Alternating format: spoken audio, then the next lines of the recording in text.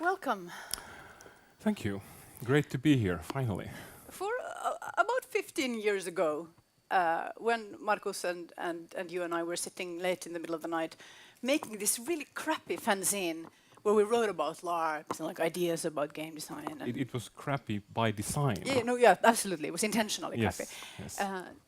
And the reason we did it, if we should be quite honest, was we were very young, by which I mean teenagers, old enough to drink, and we needed a way to pay for our beers at the very early Knutpunkt conferences. But The very first one that we went to in '98. 98. And there was this very strong feeling then that LARP was the thing, that we were onto something. And of course, some of those games that were organized, and some of them isn't here today, but some of the other games that we played with equal pleasure haven't aged, perhaps, as well. Do you think we were right, or were we just very young? Were we onto something? I think we were, but at the time we had no idea what it was. I think we were on to the wrong thing. But I mean, we were creating it to basically to get drunk with international people in Stockholm. That was the magazine. I'm talking about LARPing. Were we onto something about that?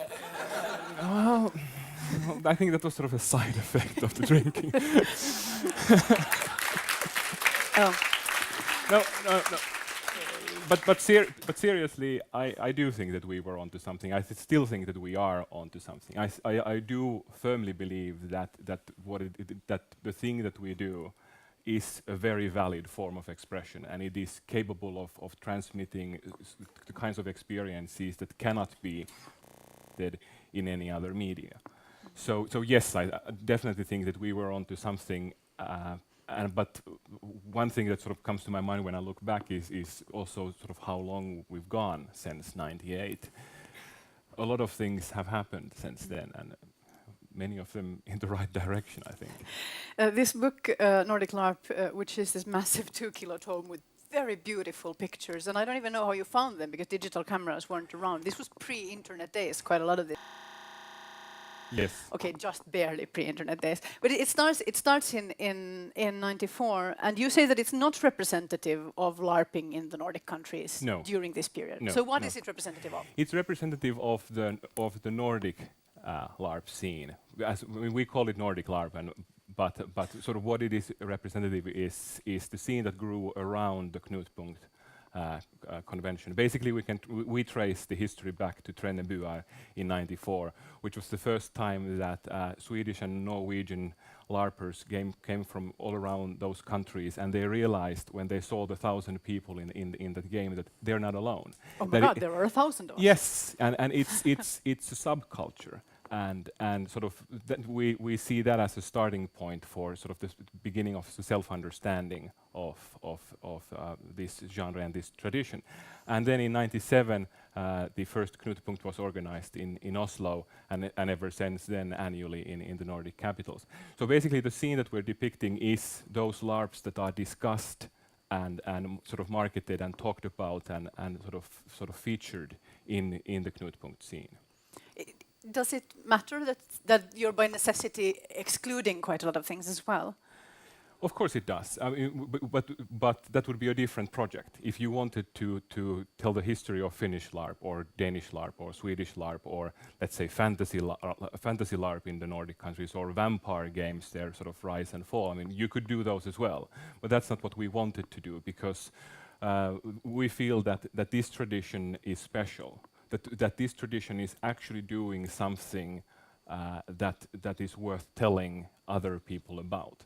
Also, I think it's so cool that we need to have something that we can brag with. So that when you run into those people who have the misconceptions about LARPs, you have something to hit them on the head with, both metaphorically and actually.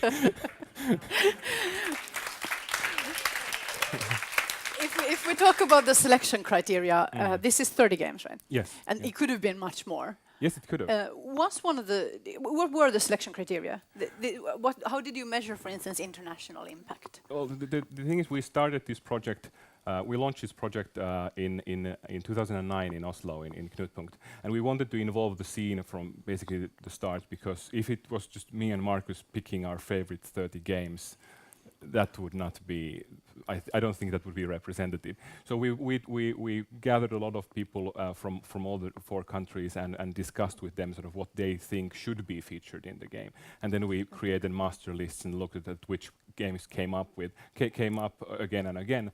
But also we were considering that we wanted to show a spectrum of games, that we wanted to show the variety of different types of games, so that not all of them would be these gigantic epic games that you hear for years and years after, but we also wanted to include some of the really small ones, the ones that are just for a few people, and to have the different genres from of course from fantasy to all the societal games to sort of all the different things. I mean, we have everything from children's LARP to adult LARP.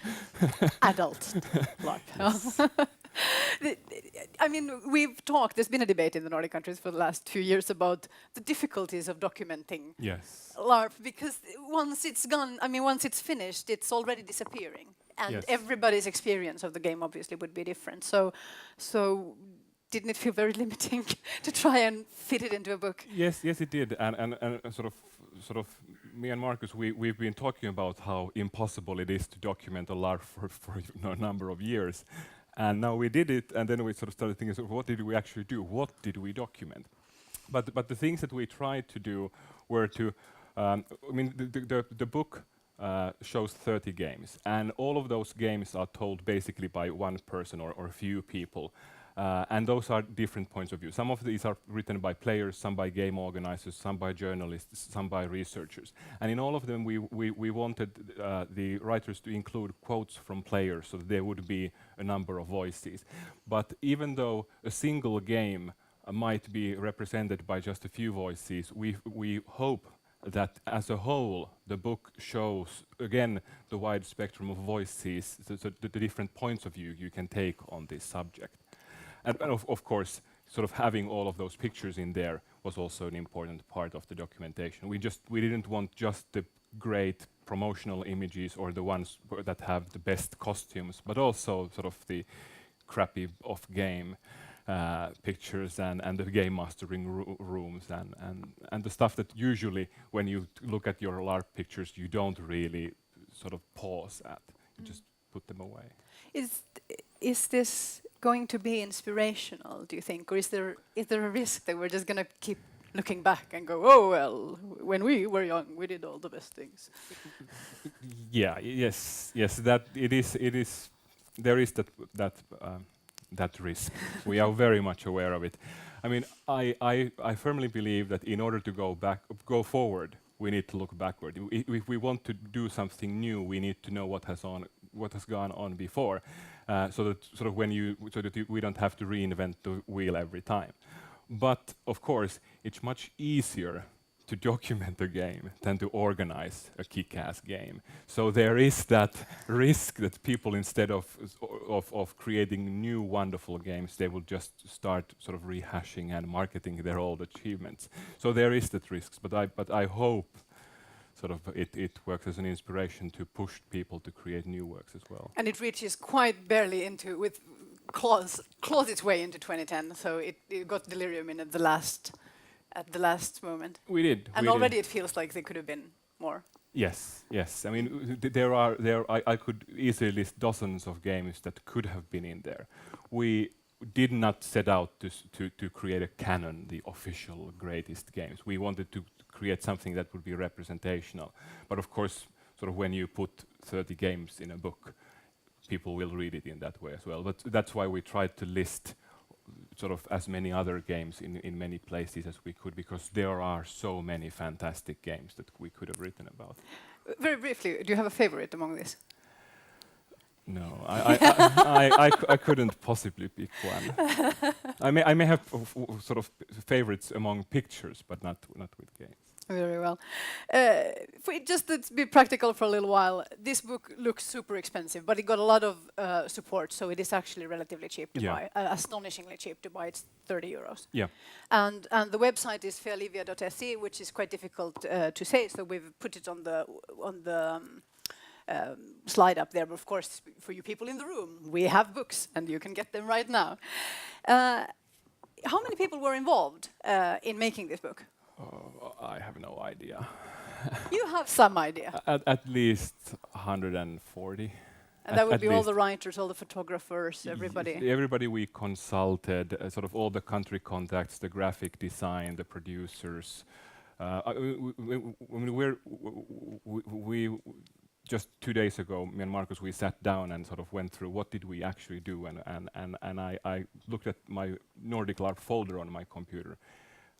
There are 5,500 files, and I think it was it 40 gigabytes or something. so there's some material. Out of these 40 gigabytes condensed into this amazing tome, I think the number of contributors obviously is also reflecting of the fact that this is a collective